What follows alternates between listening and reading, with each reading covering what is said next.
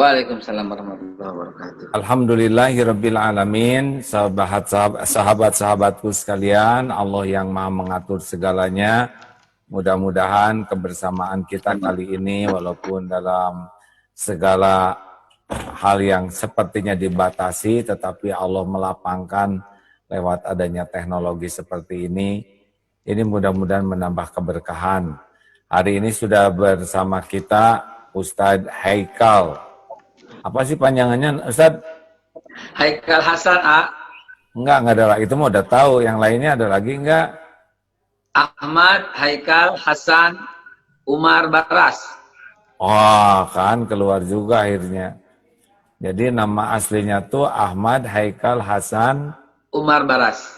Umar Baras. Alhamdulillah.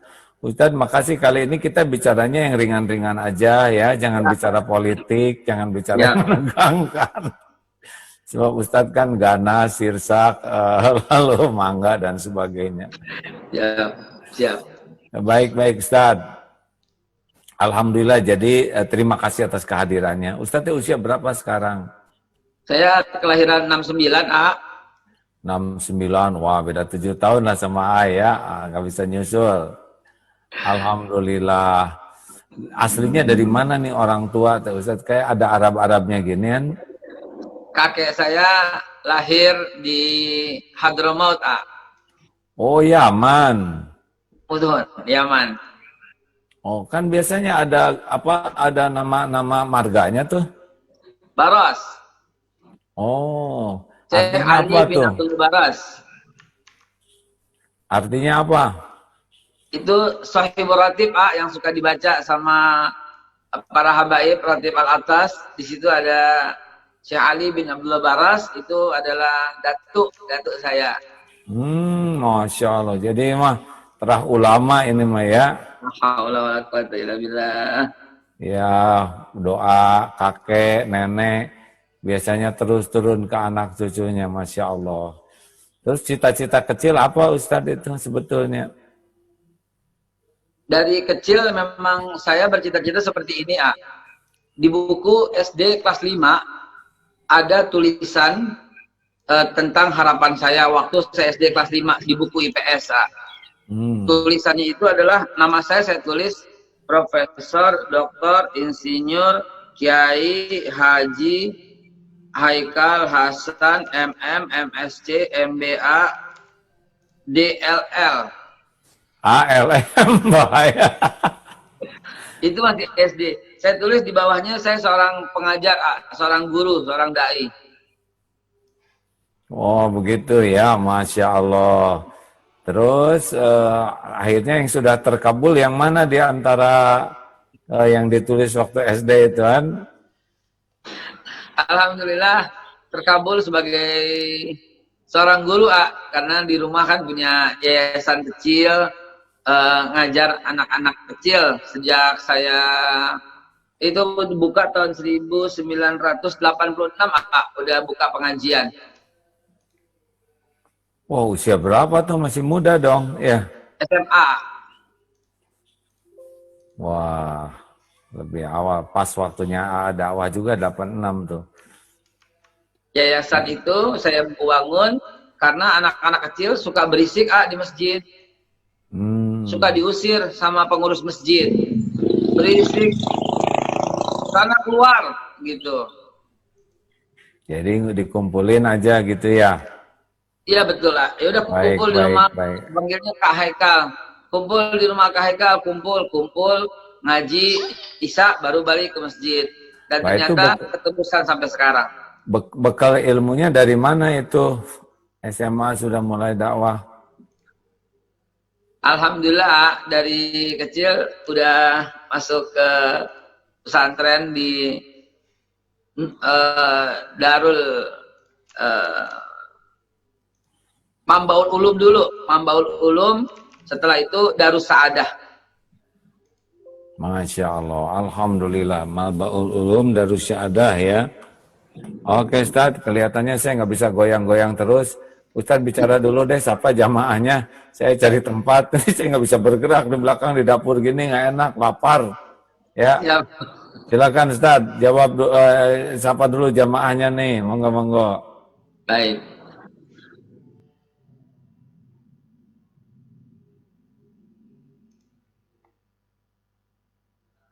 Hidup yang dimuliakan ini adalah supaya kita nggak riang, yang tergantung dalam suasana al yakin ini bimana haza al maut, kematian. Latihan ikhlas itu terus saja lakukan gitu ya. Ya. Kalau boleh saya sharing sedikit ilmunya latihan ikhlas. Tad? Ya. Katanya ada 5 jangan. 1, jangan selalu ingin diketahui orang. Diketahui boleh, tapi jangan selalu. Jadi tidak ada salahnya kita bersedekah dilihat orang, kita beramal dilihat orang. Yang penting yang tersembunyinya ini yang lebih banyak, amal rahasianya. Yang bahaya tuh justru amalnya hanya yang satu-satunya itu yang dilihat orang. Siap.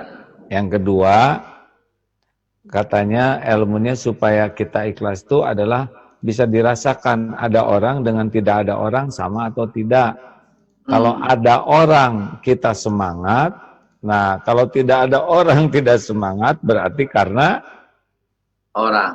Karena kalau karena Allah ada orang tidak ada orang sama saja. Allah ada, Maha melihat. 3, ini teori ya. Kalau dalam praktek mah tidak sesederhana dengar teori ini. Cuman saya karena belajar ini jadi waduh harus ada targetnya. Yang ketiga, alat ukurnya dipuji, tidak dipuji, dicaci, sama atau tidak. Nah, kalau dipuji semangat, tidak dipuji tidak semangat, dicaci patah semangat, berarti karena puji, ya bukan karena Allah. Gimana dong, kan kita nalurinya udah pengen dipuji, ya pengen dipuji itu sudah karunia Allah, ada di sini nih. Software itu kita juga nggak ngerti, kenapa kita jadi senang dipuji. Masalahnya, ingin dipuji siapa itu. Nah, kalau ingin dipuji itu sudah tidak salah karena itu sudah diciptakan Allah dari software yang ada pada diri kita. Ingin disayangi, ingin dihargai, banyak yang ada di dalam yang kita tidak tahu kok ada. Nah, tinggal kita mau dipuji siapa. Nah, kalau dipuji orang ya cuman gitu aja, orang nggak tahu apa-apa terus muji. Tapi kalau dipuji Allah, Allah tahu segalanya, segala yang tersembunyi, dan pujian Allah tuh pasti baik luar biasa. Nah, katanya gitu, pengen dipuji siapa nih? Kalau dipuji makhluk, giliran tidak dipuji sedih, giliran dicaci sakit hati. Tapi kalau ingin dipuji Allah, udah pasti bahagia. Yang keempat, udah segitu aja lah, mau diselesaikan jangan. Lanjut, Yang keempat, riadohnya itu jangan ingin dihargai, apalagi misalkan kita udah ibadah, kita udah berbuat baca Quran, pokoknya amal soleh, terus di hati kita tuh ingin sekali orang tuh memperlakukan kita spesial. Kalau belanja, ingin jadi murah, orang jual ke kita gara-gara kita beramal ya. Kemudian kalau kita jalan, ingin orang tuh pada mempersilahkan, memudahkan urusan. Terus kalau orang berbuat jelek ke kita, lalu hati kita lihat aja nanti dia. Nah, rasanya kalau udah ibadah tuh orang tuh harus memperlakukan kita spesial. Dia udah hormati. Dan kalau orang tidak memperlakukan kita spesial, kita kecewa dan menganggap orang itu tuh bakal kena sesuatu lah. Nah, ini berarti sudah nggak benar ibadahnya. Karena kita menganggap ibadah kita tuh harus membuat kita dihargai oleh orang. Jadi kalau orang nggak menghargai kita tuh, wah nggak enak. Nah yang kelima, balas budi. Jadi kalau kita senang berbuat, tapi ngarep-ngarep dari makhluk, misalkan disebut, diingat, diterima kasih, nah makin banyak kita berharap, nah itu makin Allah tuh langsung aja nurunkan luka di hati kita, pedih. Karena kan pedihnya hati, lukanya hati itu dengan izin Allah, karena kita berharap dari makhluk. Jadi diingat-ingat, nggak usah disebut-sebut, nggak usah. Secara teori ya, tapi dalam praktek ini tidak sesederhana diucapkan ini. Ada tingkatan-tingkatan latihannya itu karena ikhlas itu adalah sesuatu yang never ending. Ya, begitulah. Katanya teorinya gitu, Ustadz, maaf. Punten nomor 4 nomor 4 tadi itu kadang-kadang saya masih suka muncul terutama kalau melanggar lalu lintas, langsung aja buka helm, wih babe jalan gitu kata polisi. Sama kalau itu mah. Jadi kadang-kadang Astagfirullah, ya juga jadi malu kadang kalau misalkan ya kena pelanggaran gitu ya, santri yang bagian nyetir langsung jendela dibuka, sarban dipas, katanya, waduh, jadi satu sama deh. Untung kita aja ngobrol nggak ada yang dengar, ya nggak apa-apalah, kita istighfar aja. Memang kata juga secara teori mah gampang kita dengar, kita pelajari. Tapi untuk praktek tuh harus mujahadah betul ya. Tapi setidaknya kita tahu dulu lah seperti apa mestinya gitu. Alarmnya kalau kita sering terluka tuh kenapa? Oh berarti ini ada yang perlu ditingkatkan ya. Terusin silakan, Babe, cerita apa lagi, teruskan. Jadi sedikit cerita, itu kejadiannya beneran waktu muter di Ratu Plaza. Kalau yang dari arah Senopati itu nggak boleh kanan, nggak boleh muter, harus belok kiri menuju Al Azhar. Kalau dari Senopati, supir saya itu bandel, nggak ada polisi, dia bilang jangan putar sedikit, tanggung Pak, ini udah maju aja terus. Tahu-tahu di stopin sama polisi. Begitu di stopin polisi, yang dibuka kaca saya di belakang. Polisinya bilang, langsung polisinya, wah Babe, foto dulu. Akhirnya saya turun foto-foto sama polisi baru boleh jalan. Nah di situ saya mendapat kenikmatan melanggar, astagfirullahaladzim. Nah sebetulnya di dalam ilmu ikhlas itu tuh kita sudah kena poin tuh ya, pelanggaran. Harusnya kita tutup aja biar kena tilang, biar dapat itu yang kita udah ada menjual kesolehan tadi itu untuk sebuah harga yang murah, ya nggak? Tilang berapa ya kan? Aduh. Insya Allah itu masa lalu yang insya Allah ke depan nggak terjadi lagi, insya Allah. Ya, juga kan bisa ngomong gini karena berpengalaman juga. Tapi memang ini harus dilatih sekali, karena kalau teori makan jatuhnya cuma tahu ya. Kalau belajar, paham, tapi untuk bisa itu kan harus seperti latihan. Bersepeda juga kayu, rem, kalau sudah sering latihan, akhirnya mahir bersepeda. Kenapa? Karena dia memang ingin bersepeda. Nah, tidak semua orang itu punya niat ingin jadi orang ikhlas. Ada yang jalanin gitu aja, akibatnya kejadian itu tidak menjadi sebuah latihan. Ya, silakan teruskan. Jadi Allah gini bicara. Alhamdulillah Rabbil Alamin. Apa yang disampaikan AA, Masya Allah, ini mohon punten izin saya rekam untuk saya narasikan dalam bentuk tulisan agar bisa dinikmati lebih banyak orang. Dan memang sebenarnya puncak keimanan itu adalah keikhlasan. Saya waktu masih jadi nyantri di Darus Saadah, gurunya salah satu gurunya itu Kiai Mukhtar. Ya Ustadz Mukhtar, itu ingat sekali, mohon dikoreksi, beliau mengatakan bahwa mukhlisin itu berada di jalur tertinggi gitu loh. Beliau sebelum mutakin, jadi sebelum mutakin langkahnya itu adalah mukhlisin. Beliau memberikan arahan, saya masih ingat, masih kecil, nomor 1 itu adalah muslimin, karena muslimin itu adalah antasyhadu alla ilaha illallah wa anna Muhammad Rasulullah wa aqamas shalah wa atuz zakah wa shaum Ramadan wa hajjal baiti man istata ila sabila. Lalu kemudian setelah itu mukminin. Mukminin itu berarti amanna billah wa malaikatihi wa kutubihi wa rusulih gitu, dan wa yaumil akhir wa bil qadari khairi wa syarrihi. Beriman kepada Allah, hari akhir, dan rukun iman yang keenam. Setelah itu muhsinin. Muhsinin itu anta budallah karena kata rau fa ilam takun tarau fa innahu yarauka, yaitu orang yang ihsan, dia menyembah kepada Allah dengan yakin bahwa dia akan melihat Allah. Fa ilam takun tarau fa innahu yarauka, kalau nggak sanggup maka yakinlah bahwa Allah sedang melihatnya. Nah, setelah mencapai muslim, mukmin dan muhsin, Islam, iman dan ihsan, maka terbentuklah mukhlisin, yaitu orang-orang yang sangat ikhlas. Jadi levelnya tinggi sekali dalam hierarki. Nah, ketika telah ikhlas, maka muncullah predikat yang kita idam-idamkan, yaitu insan yang bertakwa atau muttaqin. Jadi muslimin, lalu kemudian mukminin, lalu kemudian muhsinin, lalu kemudian mukhlisin, lalu kemudian muttaqin. Nah, pada level berapa kita ibu-ibu, bapak-bapak sekalian yang mendengarkan ini, kata Sayyidina Umar bin Khattab, hasibu anfusakum qabla an tuhasabu.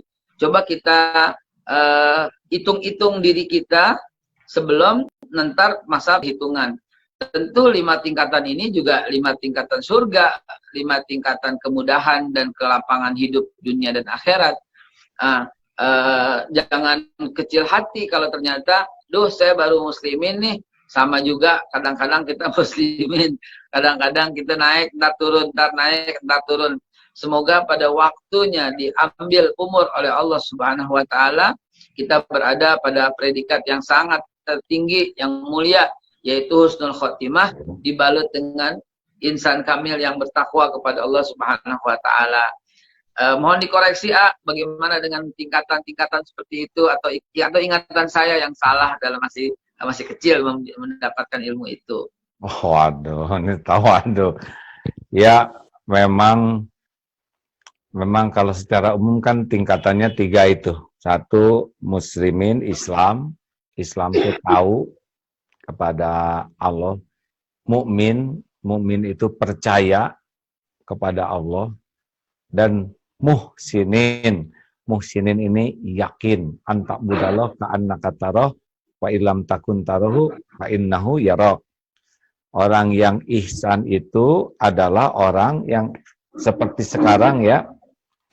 Kalau orang yang ihsan itu adalah seperti saat ini, dia yakin, seyakin-yakinnya bahwa sambil ngobrol begini, tidak hanya kita nih, tidak hanya sahabat-sahabat yang menyimak, tapi yakin sekali ini Allah juga sedang mendengarkan dirinya, sedang memperhatikan dirinya, mengetahui apa yang dipikiran, mengetahui juga niat dibalik semua omongan ini. Wow.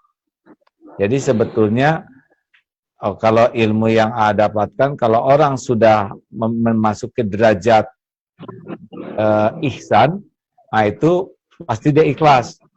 Karena orang yang ihsan itu dia merasa dilihat Allah setiap saat dan sudah puas dengan penglihatan Allah, walaupun ada orang, tidak ada orang, dia udah puas aja.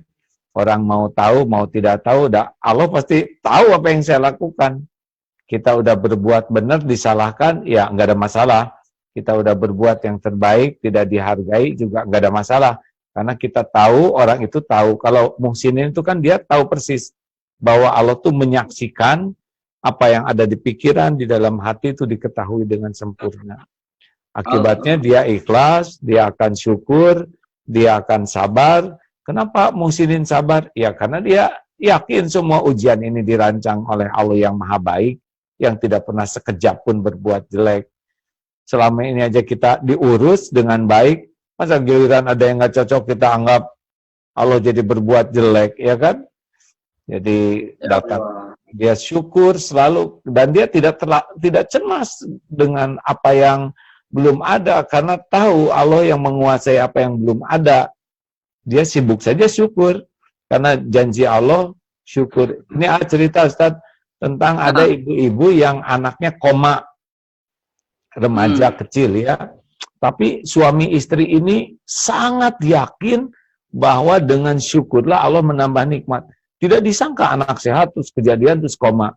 Tapi tidak aduh koma, enggak. Ya Allah, alhamdulillah jantungnya masih berdetak. Padahal anaknya tidak bisa apa-apa. Dari yang sehat menjadi berbaring, tapi yang dilihat itu adalah karunia. Jantung masih berdetak. Aduh, alhamdulillah ya Allah, jantungnya berdetak. Komanya enggak terlalu jadi dipikirkan, tapi yang nikmat itu akhirnya anak ini lama-lama bisa kebuka matanya, aduh sujud syukur, mata kebuka, terus jari bisa bergerak. Jadi yakin sekali bahwa nikmat itu ditambah kalau syukur. Dan sembuh sekarang anak ini dengan ilmu syukur. Masya Allah. Nah, kita kan kalau ada kejadian yang dipikir yang kehilangannya, bukan nikmatnya. Gitu tuh Ustaz. Tapi benarlah bahwa kalau sudah Ya itu Allah. tingkatannya mukhlisin dan mutakin, Masya Allah. Itu pendapat yang pasti benarlah kalau para ulama mengatakan itu. Lanjut Ustaz, lanjut. Astagfirullah. Speech habis apa namanya? Itu bagaimana ibu bisa begitu? Bisa sampai punya level seperti itu? Saya nggak sanggup membayangkannya karena waktu Aisyah sakit itu kayak dunia mau kiamat aja gitu loh. Waktu Aisyah masih kecil, begitu sakit saya tuh paniknya luar biasa. Sedikit cerita tentang ilmu ikhlas ini, ilmu ikhlas ini. Seperti pernah saya ceritakan, anak pertama saya tuh meninggal, namanya Umar Abdullah, meninggal. Dan lalu duka luar biasa, sedih luar biasa, sampai keluar rumah sakit malah mata yang sakit segini gitu. Kenapa? Karena nangis kagak berhenti, istri saya dan saya juga. Karena anak boleh kepengen, anak pertama laki-laki lagi, namanya Umar Abdullah. Dan kemudian setelah lewat masa nifasnya, bismillah, alhamdulillah, hanya mens sekali dan langsung dia hamil lagi. Gembira lagi gitu, girang lagi. Dan alhamdulillah kita siapkan segala sesuatunya, well prepare lah supaya tidak terjadi lagi. Maka kemudian lahir dengan selamat dan sehat dan sempurna. Namanya Salma Hanifah. Kita, wah, apa-apa Salma, apa-apa Salma. Dan ternyata ketika usianya memasuki umur 2 tahun, lagi sehat, lagi digendong sama saya, tiba-tiba lemes, sakit, dan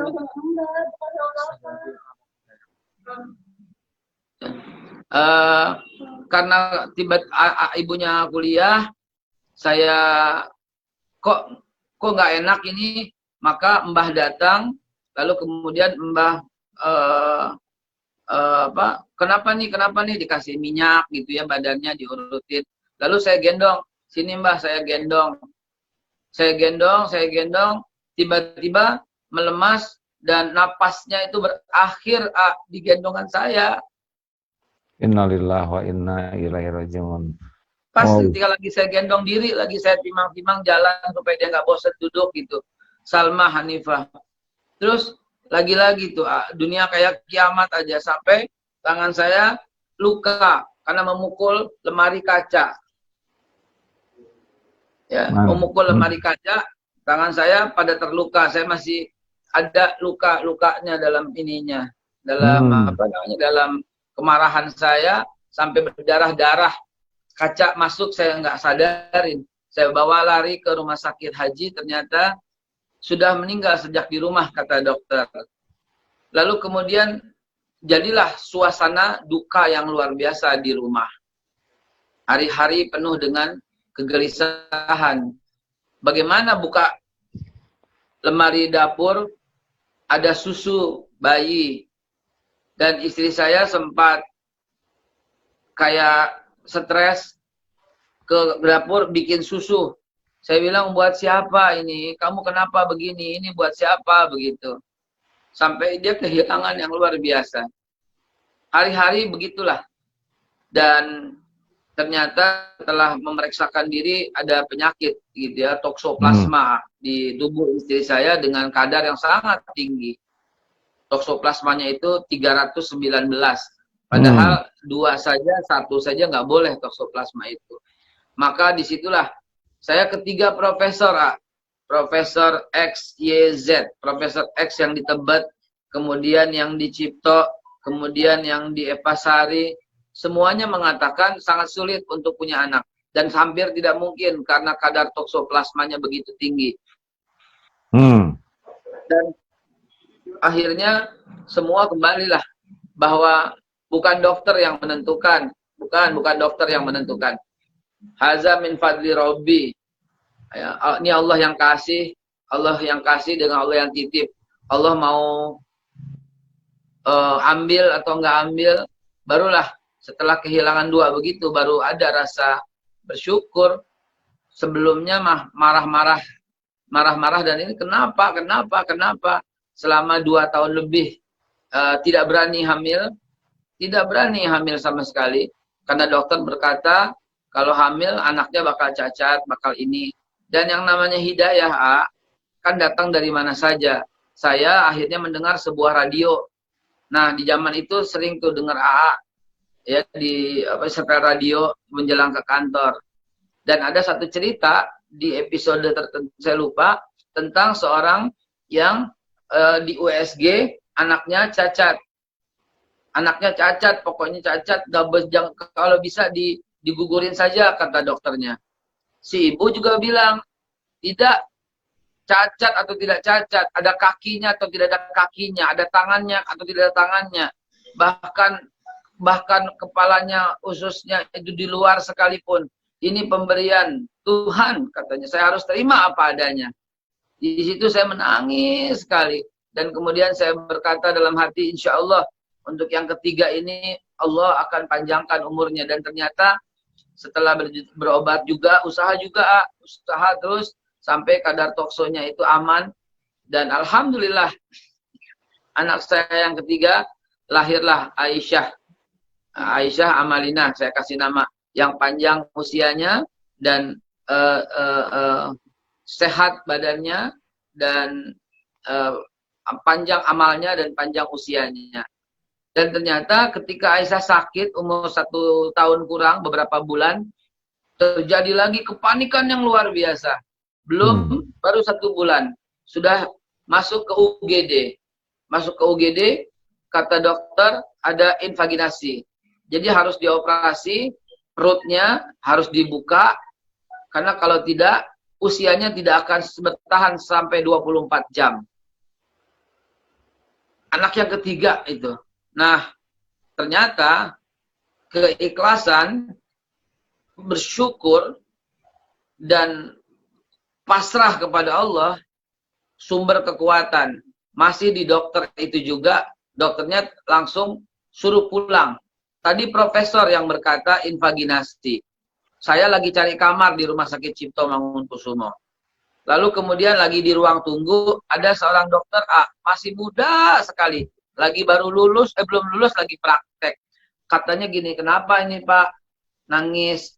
Katanya invaginasi. Loh, kok invaginasi? Ya katanya duburnya berdarah, ini ciri-ciri invaginasi. Coba foto dulu. Dibawa sama dokter itu di foto ronsen. Begitu di foto ronsen, katanya ususnya nggak apa-apa. Bapak pulang saja, pulang. Ini anak stres ini gara-gara bapaknya ini. Pulang saja. Santai ntar, insya Allah mudah-mudahan dia bukan orang Muslim, dia orang Nasrani, orang Cina, Kristen. Pulang saja Pak, pulang. Mudah-mudahan ntar anaknya baik, di mobil juga udah baik. Dan ternyata sampai di mobil nangisnya menurun dan beberapa menit kemudian tidak nangis dan sampai di rumah tenang dan alhamdulillah anaknya baru saja lulus SMA. Yang itu yang di belakang. Iya, yang di belakang tadi. Masya Allah. Waduh, kalau mendengar kisah ini, aduh, Masya Allah. Udah tamat SMA ya? Loh, SMA-nya tamatnya yang tamat nggak jelas itu bukan? Betul, Iya kan, tamat nggak jelas, kurang pugul itu kan. Dia ketawa. Kata dia, ikut ujian ya, ikut ujian. Ujian apa? Ujian corona katanya. Oh iya, ikut ujian corona. Benar, ini lulusnya juga lulus korongan. Iya. Baik Ustadz. Waduh. Saya lagi baca-baca hadis tentang yang dipanggil anaknya itu kan oleh ini banyak hadis tentang bagaimana orang tua yang diambil anaknya oleh Allah Subhanahu wa taala itu kan kalau ridho sorga itu Ustaz, ada tabungan di sorga, betul? Amin ya Rabb, amin ya Rabb. Ya memang setiap rumah tangga itu ada episode masing-masing, sehingga tidak layak kita itu ikut campur dalam urusan rumah tangga orang lain, karena ada coupling masing-masing yang Allah rencanakan, bagaimana cara Allah menggugurkan dosa tiap orang, bagaimana cara Allah mengangkat derajat tiap rumah tangga itu unik, sehingga tidak bisa dibanding-banding. Keluarga siapapun tidak bisa dibanding-banding karena Allah punya rencana kepada setiap keluarga tuh unik sekali. Nah sayangnya di kita tuh kerjanya ngebanding-banding ya, dan ikut campur dalam urusan orang lain, sesuatu yang bukan wilayahnya. Harusnya mengambil hikmah, mengambil pelajaran gitu. Jadi apa hikmahnya Ustadz? Jadi ada berapa sekarang anaknya? Setelah Aisyah lahir lagi Aliyah. Mantas Aisyah, undangan MT Aisyah diterima terus ya, karena anak pertama ini ya.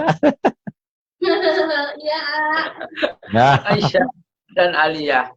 Baru 2, insya Allah. Doain. Oh, Aisyah, Aliyah, nanti Sanawiyah dan Ibtidaiyah. Aliyah, Sanawiyah. Nah, pelajaran apa yang paling mengesankan dari kejadian itu yang sangat berpengaruh dalam kehidupan Ustadz sesudah ini, sesudah itu? Ya. Saya hakul yakin, ainul yakin, betul-betul saya saksikan dan saya rasakan keyakinan itu bahwa faiza arada syai'an yaqula lahu kun fayakun. Sudah 3 dokter yang mengatakan istri saya tidak bisa hamil. Sudah tidak bisa hamil sama sekali. Profesor Nud, Profesor Yakub, dan Profesor Budi. 3-tiganya mengatakan tidak bisa hamil. Ternyata yang menyembuhkan Allah Subhanahu wa Ta'ala. Lagi-lagi saya mendapat keyakinan tentang percakapan Allah dengan Nabi Ibrahim. Fa idza maritu fa huwa yashfi. Jadi dokter mau bilang apa, hanyalah lewat begitu saja. Ya, hanyalah ikhtiar kita dalam proses. Namun semua keputusan di tangan Allah Subhanahu wa Ta'ala. Hikmahnya bukan cuma itu, hikmahnya terus sampai ke belakang. Saya ngadu tender karena bisnis saya kan pelatihan Bisnis saya itu kan training, pelatihan, outbound begitu. Sampai sekarang ke bawah. Adu tender. Waktu dulu di Pertamina, kompetitor saya itu PricewaterhouseCoopers, Arthur Andersen Consulting, asing semuanya. Saya apalah Anugerah Consulting yang baru kemarin berdiri, belum lama. Kalau sekarang sih udah alhamdulillah 15 tahun usaha saya di pelatihan dan di outbound training. Itu saya hantam aja. Saya bilang yang menentukan ini adalah direktur. No. Saya bilang Allah yang menaruh hati di direktur Pertamina untuk memilih siapa pemenang tender ini. Allah yang menentukan, yang meletakkan di hati para pemegang keputusan itu bukan hebatnya PricewaterhouseCoopers, bukan hebatnya consulting Arthur Andersen. Tapi kalau Allah mengatakan kun, pasti. Maka saya maju di tender itu. Dan alhamdulillah, saya menjadi rekanan di Pertamina untuk pelatihan kilang di seluruh Sumatera waktu itu. Dia, Haikal siapa yang kenal? Pelatihannya apa modelnya?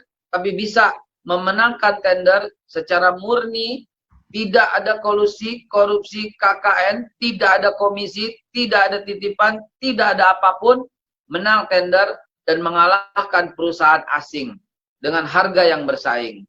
Masya Allah, ya Masya Allah. Boleh ikut mengomentari ya tentang profesor yang 3 tadi.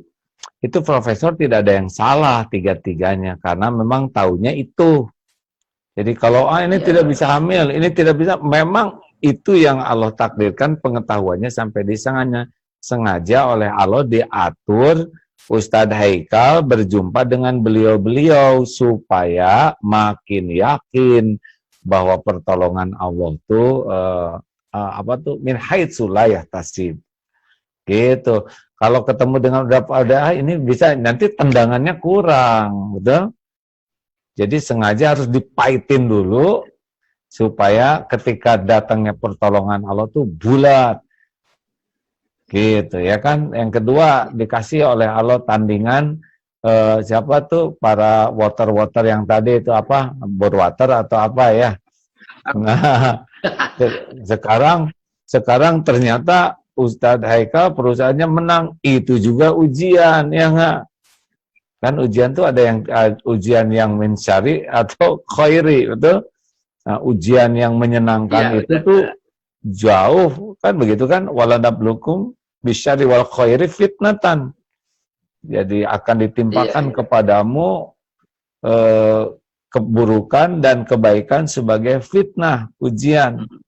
Nah, sebetulnya yang lebih berat itu adalah ketika keterima, Ustadz.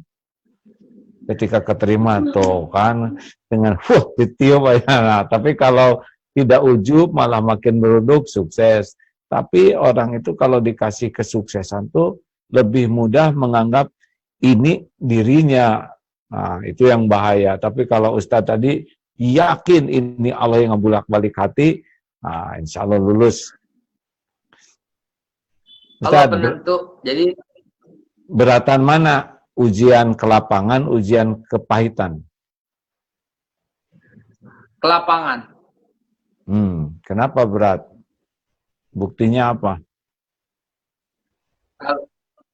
Kalau kepahitan berarti misalnya nggak ada uang, nggak ada proyek, dan akhirnya kita diam di rumah.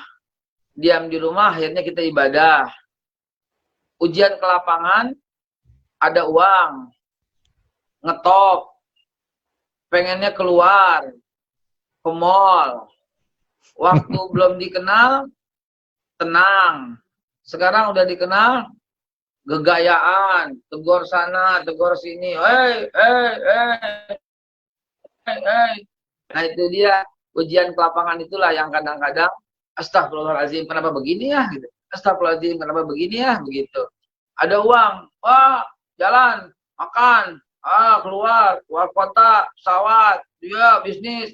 Nah, itu ujian ke lapangan seringkali melupakan dan mengkikis hati. Itu yang saya rasakan, yang saya istighfar terus kepada Allah atas ujian ke lapangan seperti itu. Mobil, dulu mah nggak ada mobil, kemana-mana naik motor. Nikmat aja gitu loh. Enak, wah asik punya motor, masih punya motor. Begitu punya mobil Hyundai warna hitam ya? Putih. Kalau dulu. Oh, dulu hitam. Warna beda banget hitam dengan putih, Ustaz. Anak. Hitam dulu yang pertama, ya. Anak saya bilang putih. Udah nggak apa-apa, nggak usah berantem. Ini Ramadan.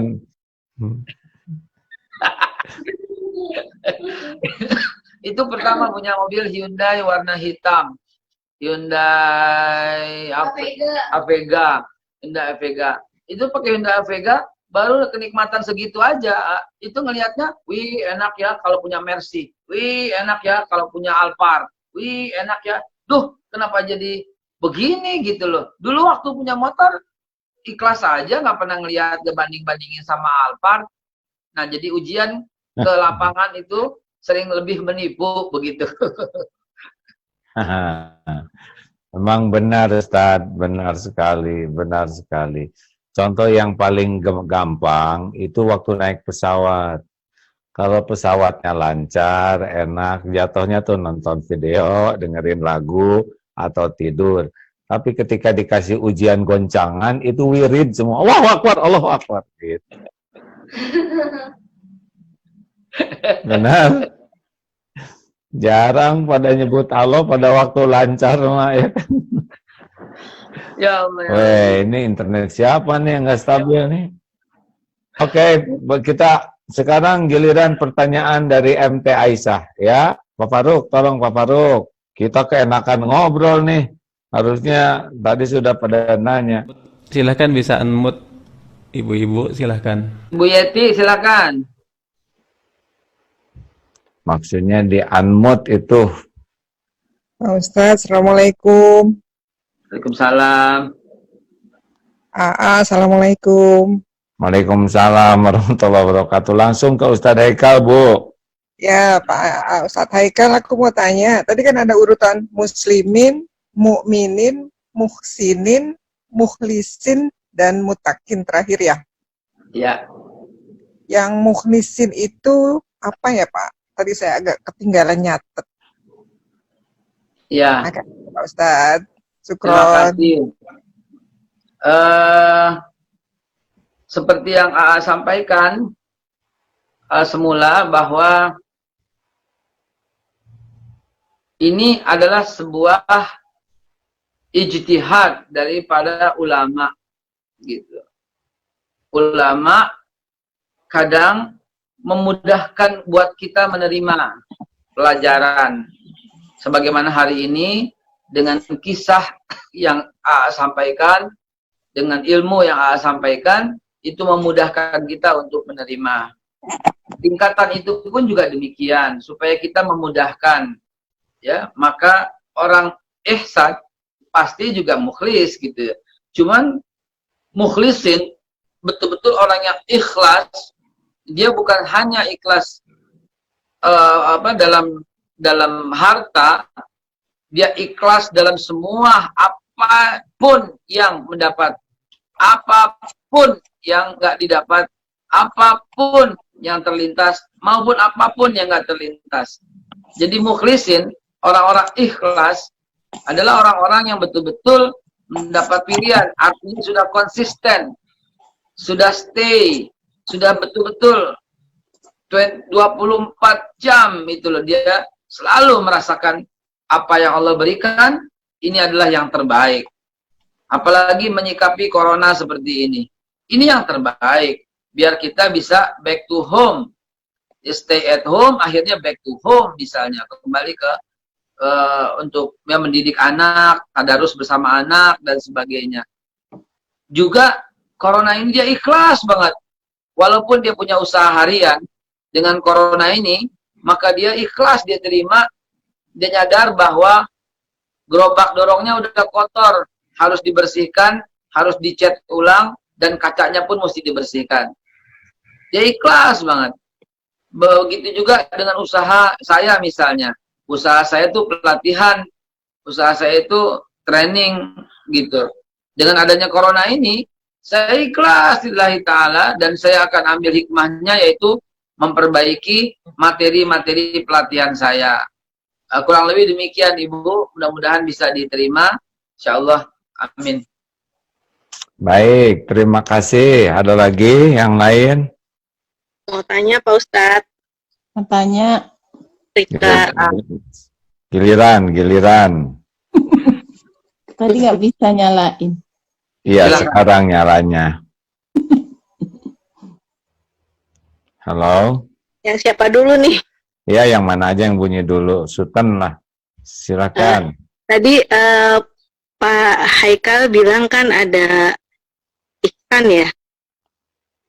Kalau boleh tahu maksudnya ihsan apa Pak? Ihsan? Iya, ihsan, anta budallah ya. Oh iya. Ceritanya itu Bu, ceritanya Nabi lagi dengan para sahabatnya, tiba-tiba datang seorang pemuda yang gagah, yang keren, duduk dekat Nabi sampai dengkulnya pemuda itu hampir menyentuh dengkul Nabi. Sedangkan di hadis yang lain, kalau kita baca hadis, di hadis yang lain, sahabat tuh nggak pernah ada yang berani seperti itu. Kata Abu Bakar Siddiq, ya kami dekat dengan Rasulullah, menatapnya pun itu hanya berani dari jauh. Ketika dari dekat, kami menunduk karena wibawanya. Begitu juga Abu Hurairah dalam hadis riwayat Tirmizi, ketika Rasulullah sudah wafat, banyak anak-anak muda yang belum pernah berjumpa dengan Rasul, bertanya pada Abu Hurairah, wajah Rasul itu bagaimana? Kata Abu Hurairah, kamu pernah lihat matahari nggak? Pernah dari jauh, dari dekat? Nggak pernah. Begitulah kami memandang Rasulullah, kata Abu Hurairah. Dari jauh kami memandangnya, tapi semakin dekat, semakin dekat, semakin dekat, semakin dekat, kami tidak sanggup memandangnya. Tidak ada makhluk yang lebih indah daripada Rasulullah Sallallahu Alaihi Wasallam. kami takjub dan menundukkan kepala, kata Abu Hurairah. Maka anak muda ini rada aneh, Bu. Dia datang, dengkulnya hampir beradu dengan dengkul Rasul. Lah kok dekat banget. Sahabat sudah mulai merasa risih. Lalu ditanya, setelah ucap salam, dia tanya, mahwal Islam ya Rasulullah? Apa itu Islam ya Rasulullah? Nabi menjawab, al-Islam antashhadu an la ilaha illallah wa anna Muhammad Rasulullah wa aqamas shalah wa ataz zakah wa shoma Ramadan wa hijjal baiti man istata'a ilaihi sabila. Islam itu syahadat, ya, salat, zakat, puasa, haji. Orang itu malah membenarkan, sadaqta ya Rasulullah, engkau benar. Waduh, ini kan kurang ajar. Habis nanya terus ngebenerin, kayak ngetes gitu kan. Kayak ibu ditanya, ibu bumbu nasi goreng apa?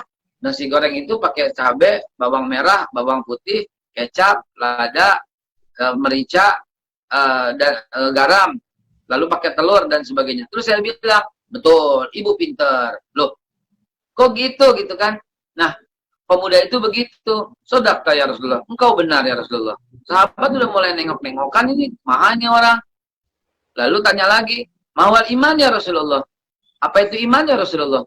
Nabi menjawab lagi, al-iman antu'minu billah wa malaikatihi wa kutubihi wa rusuli wal yaumil akhir wa bil qadari khairi wa syarri.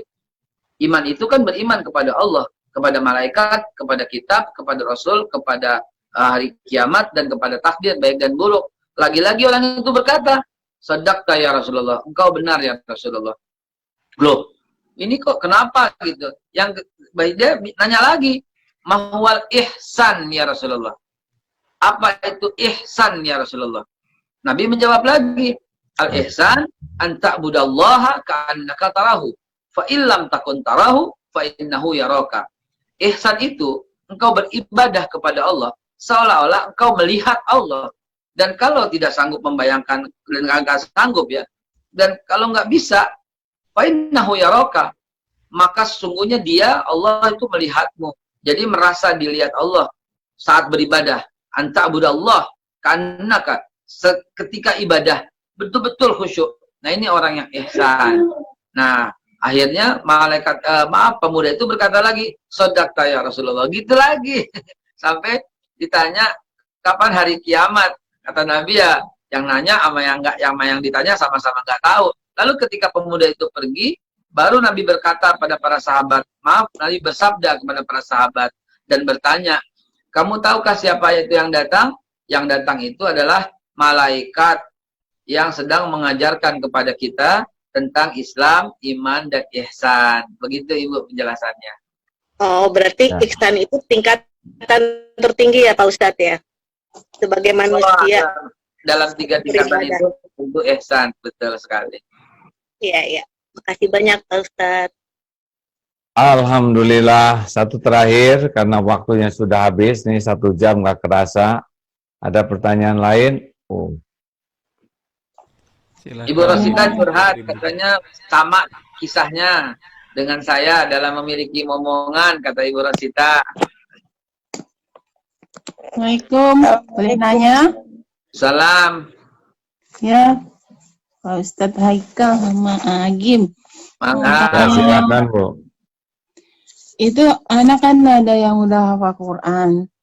Cuman saya perhatiin kalau kita nasihatin untuk murojaah atau memelihara hafalan itu kadang kurang terima. Gimana caranya supaya menasihatinya dengan cara ihsan tadi gitu, agar nggak tersinggung juga caranya gitu. Terima kasih. Silakan jawab Ustaz, silakan jawab Ustaz. Bentar. Ya Allah, ini jawabannya berat sekali. Kok begitu Ibu? Maaf banget anaknya, kenapa bisa begitu? Kok anaknya kurang ajar ya Bu ya? Maaf ya Bu ya. Inilah punten kalau mau galak sedikit minta maaf, mau galak sedikit minta izin sama boleh enggak? Mau galak sedikit. Boleh atuh Ustaz, bukan galak, tegas namanya. Ibu, Ya, tolong rekam suara saya. sudah direkam dari awal. Gampang, tinggal pencet gambar rekam. Ya. Tolong rekam suara saya dan tolong perdengarkan pada anak ibu ya.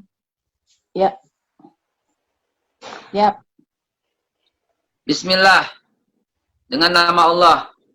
Anak muda, sehebat apa ilmumu? Secanggih apa ilmumu? Sampai kau rela membuat ibumu kecewa. Sehebat apa? Sedalam apa? Apa yang telah ibumu berikan?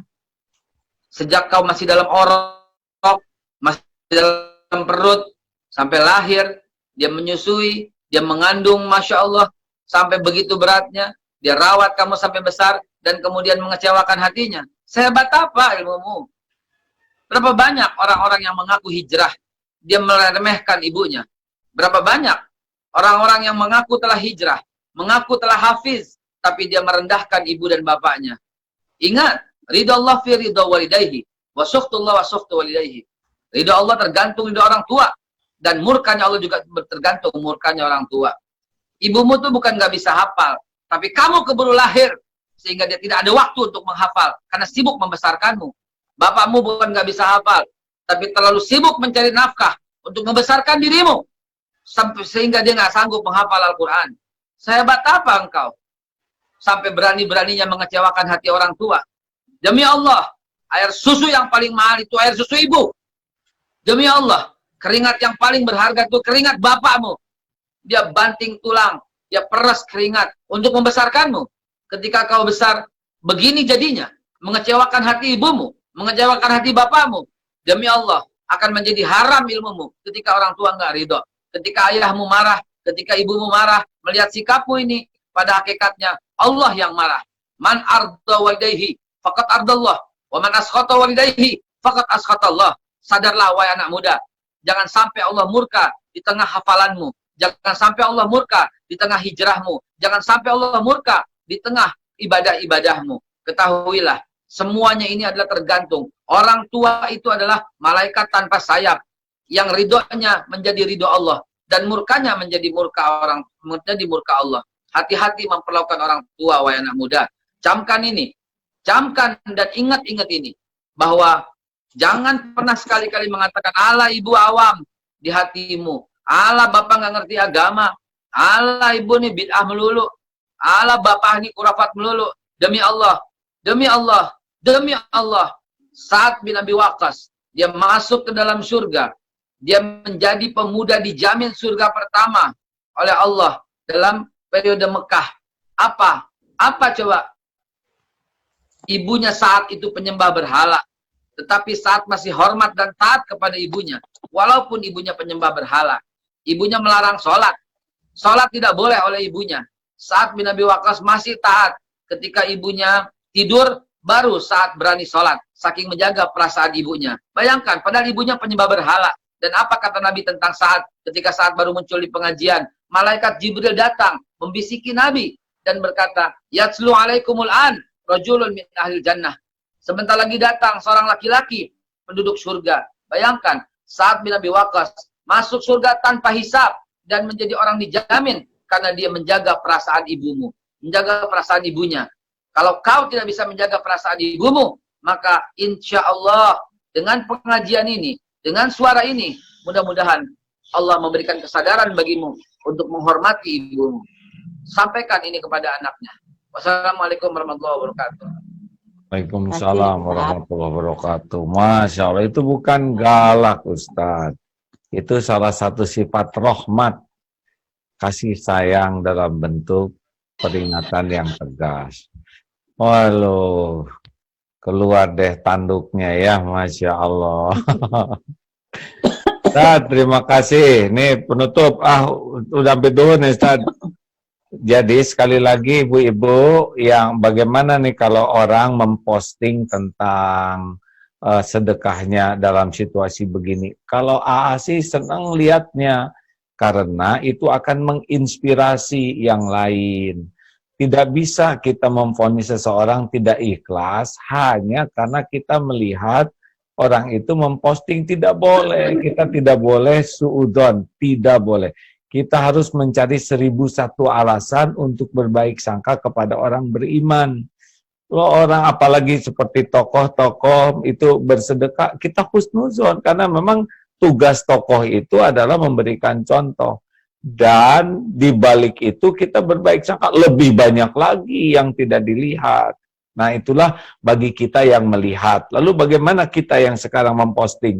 Kita boleh saja memposting, ya ini titipan orang yang jangan itu adalah titipan orang kita sampaikan, diakui ini seakan-akan kita yang sedekah. Padahal itu patungan dari orang-orang. Dan dia sendiri nggak ngeluarin lagi, ya.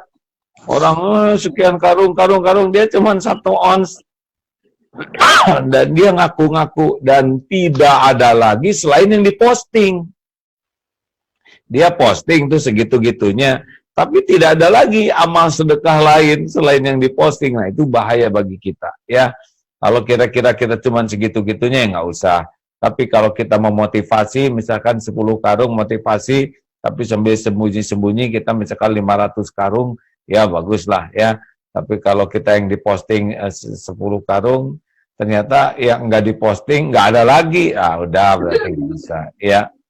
Jadi jangan kotori hati melihat orang lain yang memposting, karena itu adalah bagian yang dibolehkan dalam Islam. Dan berprasangka baiklah bahwa di balik itu lebih banyak lagi. Dan juga kalau kita yang melakukannya, jagalah hati. Ya, Ustadz terima kasih. Mudah-mudahan berkah ini karena waktunya sudah mau duhur. Ya, janjinya sih sejam, tapi panjang lebar nggak apa-apa Ustadz. Siap. Terima kasih ilmunya ya. Semoga Ustadz digolongkan oleh Allah menjadi ulama yang sangat mencintai Allah, dicintai Allah, merindukan Allah dan dirindukan oleh Allah, dan diberikan istiqomah keluarga dan keturunannya dijaga oleh Allah dari segala lahir wal batin, dan seluruh keluarganya oleh Allah diberikan perlindungan dan keistiqomahan, kumpul di dunia mulia dan kumpul nanti di akhirat mulia. Juga para jamaah yang menyimak, semoga doa ini juga untuk semua yang hadir, semua yang menyimak, semua yang benar-benar merindukan kebaikan di bulan penuh. Amin. Amin ya rabbal alamin. Jazakumullah, jazakallah khair Ustaz. Amin. Jazakumullah. Ya. Amin. Tutup doa majlis. Subhanakallahumma wa bihamdika asyhadu an la ilaha illa anta astaghfiruka wa atubu ilaik. Baik. Assalamualaikum warahmatullahi wabarakatuh. Waalaikumsalam warahmatullahi wabarakatuh.